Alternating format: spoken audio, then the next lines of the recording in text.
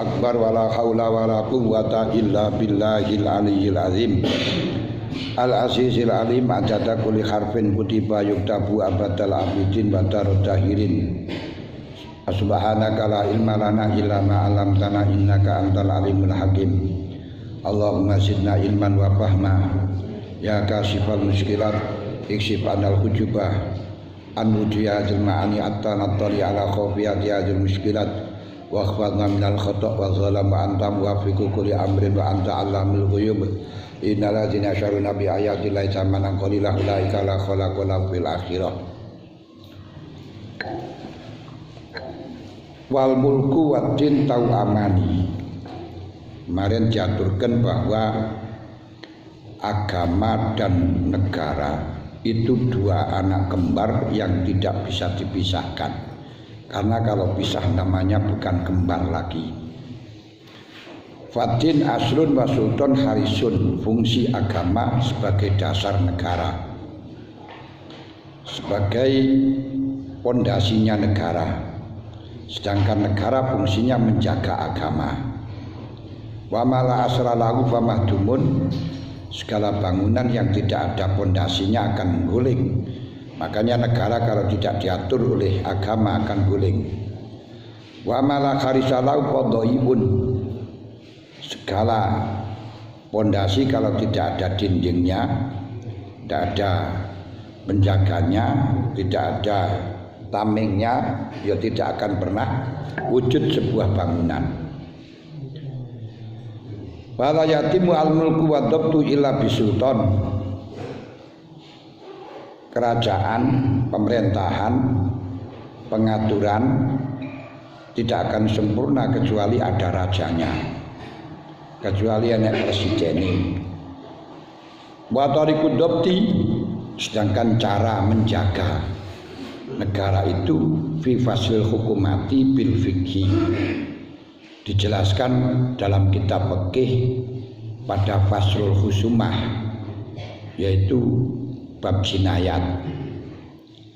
Wa kama anna siyasatal khalqi bisal bil sultanati laisa min ilmiddin fit darajatil ula wa laisa lan alaisaran rano wa ka anna siyasata kama anna siyasata wa kama anna siyasatal khalqi lan kaya temen suni ngatur makhluk. Siasa itu namanya mengatur makhluk, mengarahkan makhluk, menggiring makhluk ila thariqim mustaqim, menuju jalan yang lurus, jalan yang benar, al-munajji fid dunya wal akhirah, yang bisa menyelamatkan dunia dan akhirat. Itu asli siasa secara syariah. Kalau siasa saja ya pengaturan. Orang yang mengatur binatang, sasa, hayawan, mengatur binatang itu termasuk siasa, mengatur anak itu ya siasa, cara mengatur anak. Mengatur santri itu juga siasa. Wa laisa ora ana apa siasa iku min ilmiddin, saking ilmu agama fi darajatil ula, mengatur tentang makhluk dengan cara kepemerintahan. Ini bukan termasuk urusan agama, bukan permasalahan agama dalam derajat yang pertama. Artinya tidak langsung bersentuhan dengan agama. Cuman balhuwa balik utawi siasah iku mu'inun kang nulungi alama ing atase perkara layatimu kang ora sempurna apa adin ila bihi angin kelawan ma. Hanya saja pemerintahan itu menjadi penyempurna teraturnya agama. Agama tidak bisa teratur, tidak bisa sempurna kecuali dorongan pemerintahan. Fakadzalika ma'rifatu tariqi siyasati, fakadzalika mengko khali kaya mengkono mu'inun ala ma la yatimu. Di isim isyarah zalika itu rujuknya kepada mahkum bih atau musnad, bukan musnad ilaih. Dalam hal ini musnadnya adalah khobar bal huwa mu'inun. Fakadzalika mukhalika yang mengkono mu'inun ma'rifatu tariqi siasati utawi ngaweruhi carane jalane pengaturan. Berarti ilmu perpolitikan, ilmu yang mengatur tentang siasatul khalqi dan mengatur makhluk agar supaya menjadi jejeg, menjadi lurus dalam urusan dunia. Niku tugasé faqih. Itu termasuk mu'inun. Mu'inun bisa membantu pada teraturnya agama. Makanya kemarin dikatakan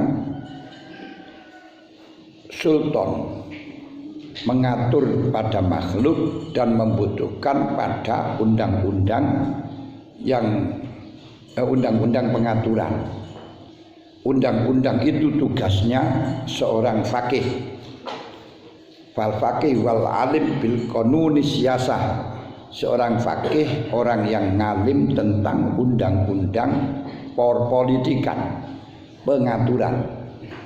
Wa tariqi siyasati wa tariqi tawassuti bainal khalqi dan ngalim dengan jalan tawassut di antaranya makhluk. Niki kalau di dalam negara bangsa tidak mudah. Kalau dalam negara yang daulah Islamiyah tinggal hanya satu saja, disesuaikan dengan undang-undang Islam. Hanya bagi non-Islam nanti akan ditoleransi dengan kehendaknya sendiri. Tapi kalau di Indonesia untuk mencari jalan tengah bisa memadukan antara semua bangsa yang beraneka ragam agama, ini membutuhkan otak, membutuhkan konsentrasi yang sangat dalam sekali. Karena urusan agama itu urusan sensitif. Seorang bisa mengorbankan jiwanya, hartanya, jabatannya demi agama, tapi tidak sebaliknya, kecuali nadir yang mengorbankan agamanya demi pangkat itu nadir.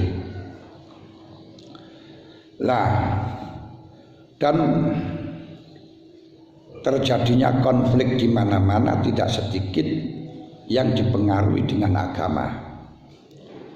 Orang akan bisa mendapatkan apa yang dimaksud, apa yang dituju, ini akan bisa cepat dengan menggunakan nama agama. Pingin terongku laris ya di gai hadis Nabi. Kullu da'in dawaun wal batinjan dawaul batni. Wah ini. Semuanya penyakit ada obatnya, sedangkan terong obat dari penyakit lambung. Wah ini bisa jadi laku. Politik bisa berjalan, politik bisa diminati dengan atas nama agama, biismil adyan, sensitif. Karena itu pemerintah jangan sampai menyentuh tentang kehormatan agama mereka. Terus tidak boleh menyentuh kehormatan agama mereka dengan bentuk negara bangsa ini bagaimana? Yaitu tariqut tawassut bainal khalqi idza tanaza'u. Akhirnya di Indonesia undang-undangnya enggak fleksibel. Ada undang-undang yang berdasarkan PA, pengadilan agama, yaitu untuk mengakomodir orang-orang Islam ketika bersengketa. Ketika orang Islam bersengketa yang ingin kembali kepada agama, diakomodir dengan PA.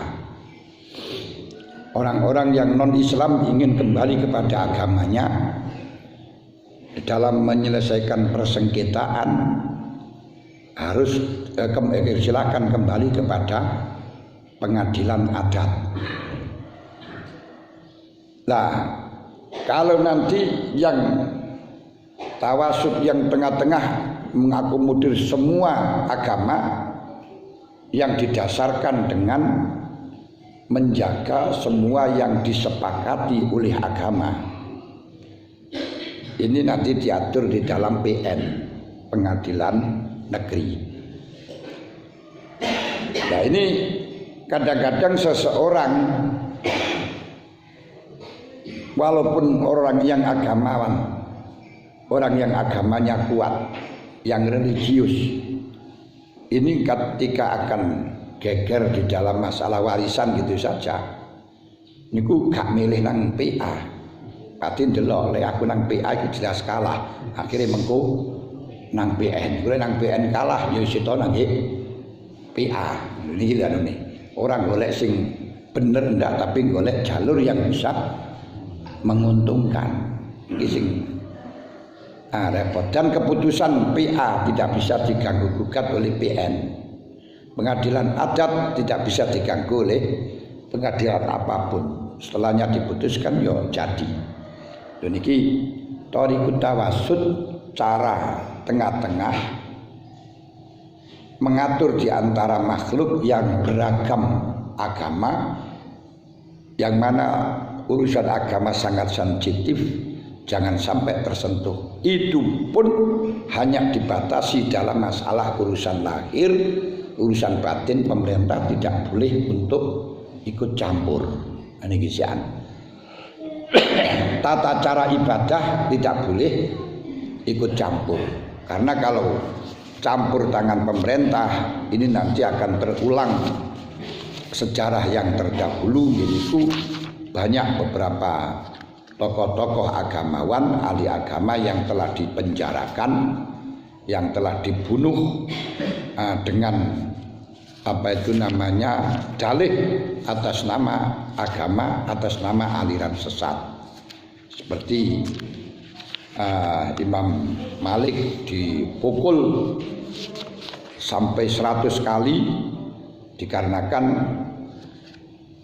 tidak mau mengikuti pemerintah yang menfatwakan tolak dengan sengaja, dengan dipaksa, tidak disahkan itu sah. Nah, Imam Malik tetap berfatwa tolak dengan dipaksa tidak sah. Imam Ahmad bin Hambal diperintahkan untuk mengatakan Quran itu hadis, karena pendiriannya kuat, ya akhirnya dipenjara dan lain sebagainya. Ini jangan sampai terulang. Makanya kalau kita akan kembali kepada sistem khilafah, ini berarti akan kembali kita mengorbankan ulama-ulama yang bertentangan dengan ideologinya pemerintah. Nanti akan banyak yang mati. Apalagi nanti kalau sudah agamanya ukurannya Wahabi, orang yang tawasul ziarah kubur dianggap sesat, musyrik. Kalau musyrik berarti faktulul musyrikin min haitsu wajatumuhum, repot itu nanti. Nah, ini makanya mereka-mereka yang tidak paham seakan nama agama yang dibawa itu wah luar biasa, yang sementara ini dikembalikan yang bisa menyelesaikan hanya Islam. Tidak bisa Islam untuk mewadahi keseluruhan agama, karena memang ideologinya tidak sama.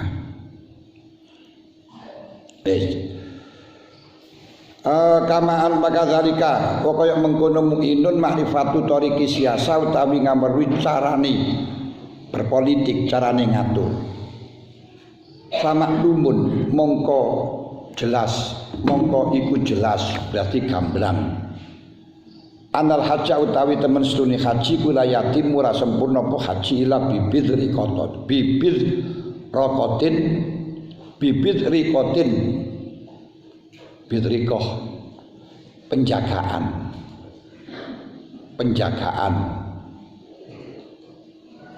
bidal wakila bil mujamah. Jadi haji niku tidak akan bisa sempurna kecuali ada penjagaan, ada pengawasan yang ketat. Tahrusu kang jaga sapa bidrikoh minal arabi saking oleh ngeden-ngeden ini untuk ancaman wong Arab. Ai min durra min zu'aril arabi saking napa niku jenenge kezalimane wong Arab. Dalam hal ini yo dicolong bondone dibegal. Meden-meden ini wong Arab Zurra. Berarti mulai dulu niku orang Arab niku rakus. Orang Arab niku beringas. Jadi jangan dikatakan bahwa orang Arab itu orang yang baik. Adanya Kanjeng Nabi diturunkan di Arab ini karena memang Arab yang paling bejat di antara beberapa negara. Nah ini suruh dandani sing paling elek. Makanya tidak sedikit dari golongan TKW ketika menemukan majikan yang asli saka karakternya biyen ya, yang diperkaos dan disiksa dan lain sebagainya. Ya, memang seperti itu anunya. Nah, coba dan surban itu hanya budaya mereka.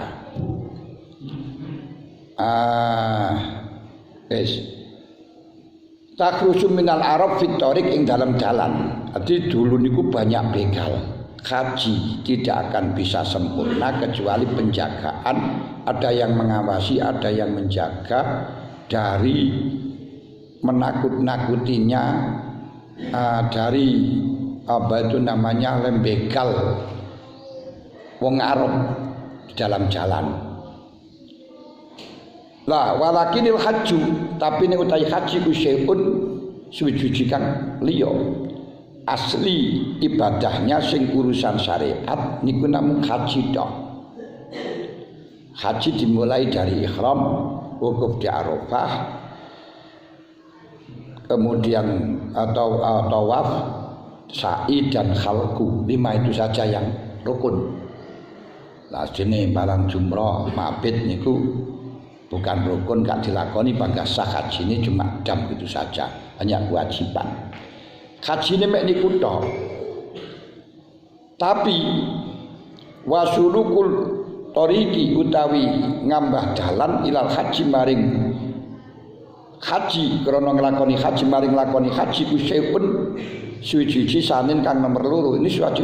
Nah, kita menempuh perjalanan menuju ke sana. Selamat sampai pada tempatnya wukuf, tempatnya mabit, ini merupakan hal yang kedua, sudah beda dengan urusan haji. Ini bukan urusan haji, tapi haji nggak bisa kalau tanpa itu. Berangkatin itu duduk haji. Ya berangkatnya ya berangkat. Nah, terus wal qiyamu utawi, ini berarti perkara yang nomor kedua. Ini ya urusan agama tapi kawi kedua. Level kedua. Wal qiyamu ta jumenengi bil khirasati kelawan penjagaan alati penjagaan alati kang layatimu kang ora sempurna opal haju haji ila bianging kelan alati ku syai'un salisun. Lalu penjagaan ini bukan perjalanan, juga bukan masuk urusan haji, tapi urusan hal yang ketiga yang bisa menjadi kesempurnaan di dalam perjalanan, karena tanpa ada penjagaan ya ora sido berangkat. Ini permasalahan ketiga. Wa ma'rifatu turukil khirasah utawi ngawruhi carane jaga wa khiyali halan ngawruhi rekayasane khirasah wa qawaniniha lan pira-pira undang-undangi khirasah iku syai'un rabiun, perkara kang nomor 4. Berarti asalnya pengaturan atau undang-undang fikih khirasah, fikih penjagaan, fikih pengaturan. Ini bukan urusan haji, bukan urusan akhirat, tapi menjadi akhirat level keempat. Ini kita tidak mungkin haji tanpa perjalanan. Berarti perjalanan ini masalah kedua. Perjalanan nggak bisa tanpa ada perlindungan, pengawasan dalam cara pengawasan. Nah, ini berarti masalah ketiga. Pengawasan tidak bisa kecuali dengan tata cara yang diatur oleh fikih, oleh undang-undang. Ini masalah keempat. Berarti wa ma'rifatu turukil khirasah iku syai'un rabiun, permasalahan atau suci-suci masalah rabiun kang nomor 4. Kesimpulannya wa hasilu fanil fikhi utawi kesimpulane fanil fikih iku ma'rifatu turuki siyasah ngawerwi pira-pira dalane pengatur wal khirasati lan ngawerwi pira-pira dalane jaga. Nah niki fikih teng mriku. Makanya fikih itu disebut dengan ilmu dunya. Fikih itu disebut dengan ulama fikih disebut dengan ulama dunya. Karena sebenarnya tidak ada sentuhan dengan akhirat.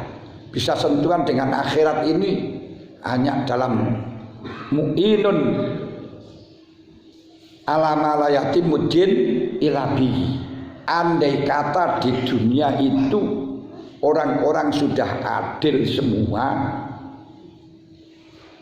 mengambil hak sesuai dengan haknya, iqta'u kulli haqqin haqqo, menyerahkan hak pada haknya, tidak ada gegeran, tidak perlu undang-undang, tidak perlu fikih, tapi berhubung masyarakatnya itu mengambilnya dengan syahwat, mengambil sesuatu dengan keinginannya sendiri tanpa keadilan, maka butuh fakih, butuh sultan yang mengatur pada mereka, dan sultan butuh undang-undang yang mengaturnya. Undang-undang butuh fakih, buku-buku hak. Jadi aturan ini nanggur niku. Usane fakih. Wes.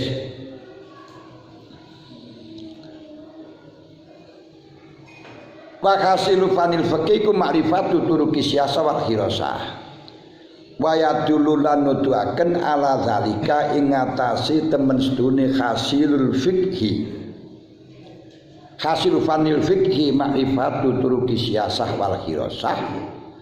Apa ma hadis ruwiya kang den riwayataken apa ma musnadan kali hadis musnad ai marfu'an bil isnad ila Nabi sallallahu alaihi wasallam gini hadis marfu'. Hadis marfu' dengan sanad yang mutasil kepada Kanjeng Nabi. Kanjeng Nabi dawuh ngeten.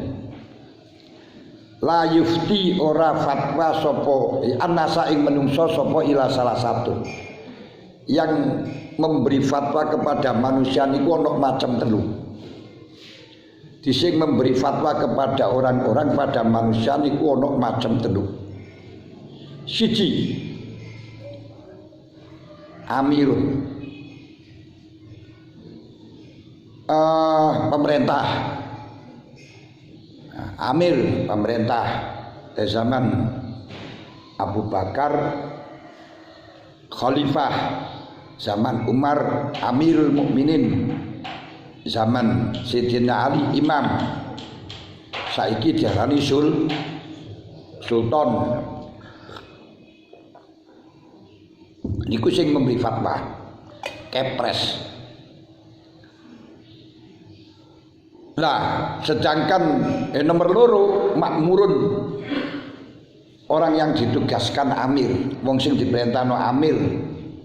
Nah, sing diperintahno amir dalam hal ini pengadilan agama, terus ya pengadilan hukum, jaksa agung dan lain sebagainya nih kok.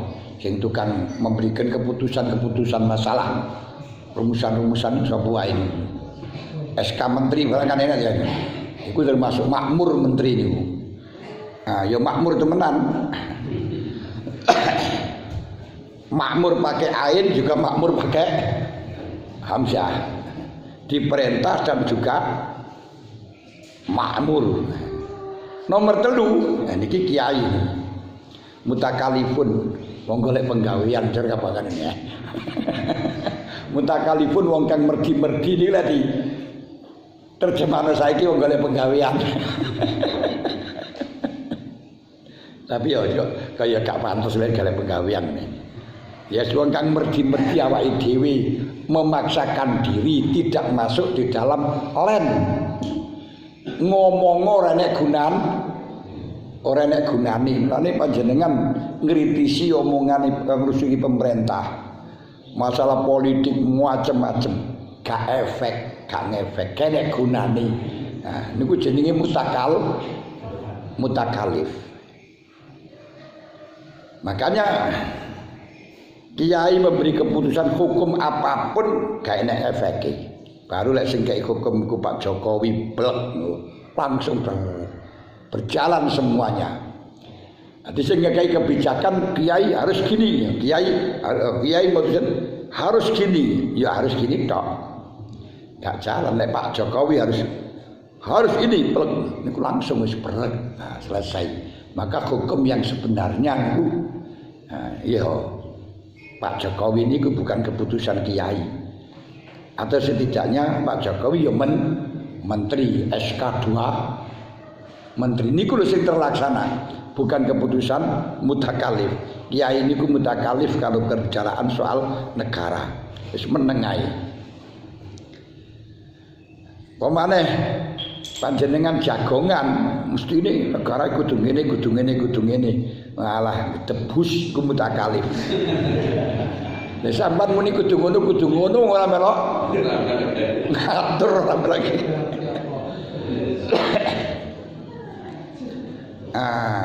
Fal amir mongko utawi amir wal imam termasuk presiden, imam azam yang menguasai permasalahan orang Islam. Keputusan muktamar, keputusan Masail kalah karena keputusan presiden walaupun tanpa ilmu kalah ya.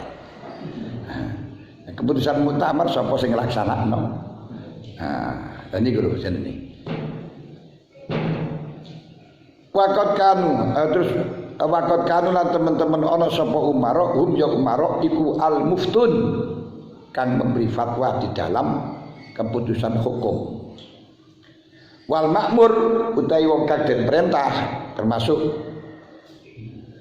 sing diperintahkan untuk memberi kebijakan ya menteri, pengadilan agama, pengadilan negeri, jaksa agung dan lain sebagainya itu makmur kabeh.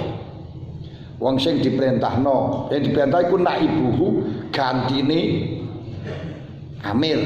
Naib niku perwakilan.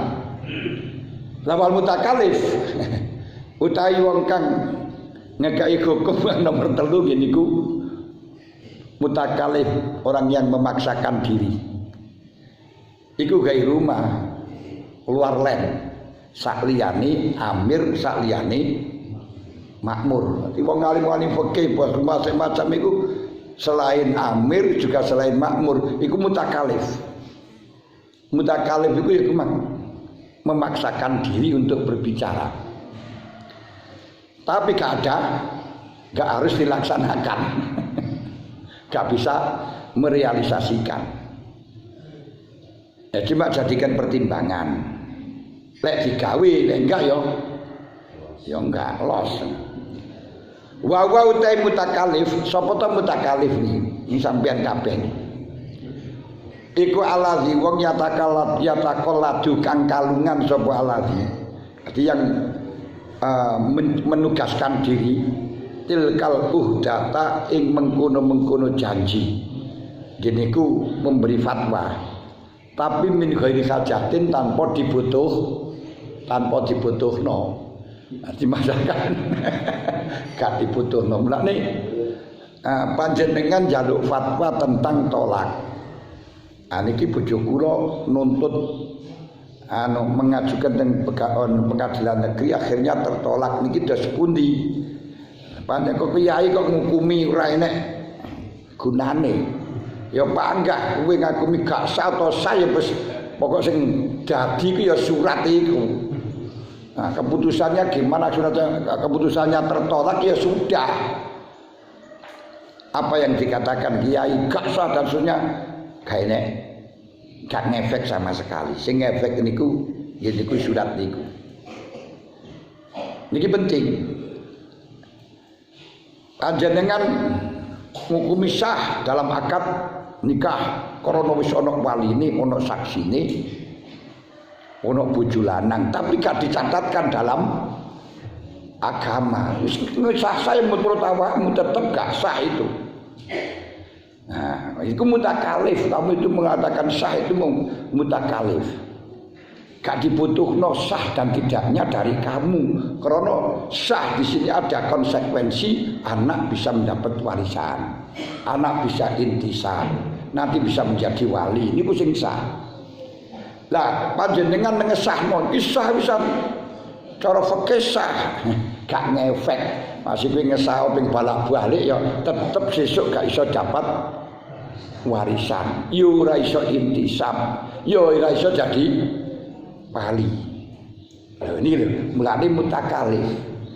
Makanya biar sing ngesahno niku ya pemerintah. Pernikahan yang sah ya setelahnya ada penetapan dari KUA, ngoten lho.